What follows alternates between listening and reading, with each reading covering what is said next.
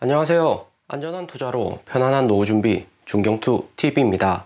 네, 6월 25일 토요일입니다. 비트코인 21,300달러 플러스 1.4%, 리플 솔라나 플러스 10%, 에이다 플러스 5% 등 알트코인 위주로 반등이 강하게 나왔고요. 최근 몇 주 연속 주말 동안 계속해서 하락만 하다가 이번 주 토요일 코인이나 주식시장 반등이 좋았는데, 이번 주 주말에 비트코인이 어떻게 움직이냐에 따라서 다음 주 비트코인하고 알트코인 방향성이 제대로 결정이 될 듯 합니다. 이번 주 비트코인이 횡보나 상승으로 이어진다면 다음 주 비트코인 21선 내려오고 있는데, 21선하고 5일선 만나는 구간에서 큰 상승으로 이어지든지 아니면 꼬식 이후 다시 하락을 할지 결정이 날 듯 하고요. 비트코인, 이더리움, 리플, 에이다, 솔라나 대부분 알트코인 위주로 진한 초록불 플러스 5% 반등이 좋았습니다. 비트코인 도미넌스 40.7%, 이더리움 도미넌스는 14.9%로 이더리움하고 알트코인 위주로 자금이 많이 진입이 되었고요. 비트코인, 알트코인 크게 상승한 데는 중경투 하루종 공지 드린 대로 제임스 블러드 미국 연준 총재의 인터뷰가 있었고, 블러드 총재는 미국 경기 침체는 없을 것이다 이야기하면서 코인이나 미국 주식 이번 주 마지막 날 반등이 좋았습니다. 제임스 블러드 총재는 올해 초부터 계속해서 미국이 빨리 금리를 안 올리며 미국 경기 폭락이 올 수 있다 이야기를 했었고요. 5월하고 6월 50bp, 75bp 이렇게 빠르게 금리를 올리니까 블러드 총재 다시 경기 침체 확률은 낮다, 미국 경제는 강하다고 이야기를 하고 있습니다. 블러드 총재가 이야기하는 것은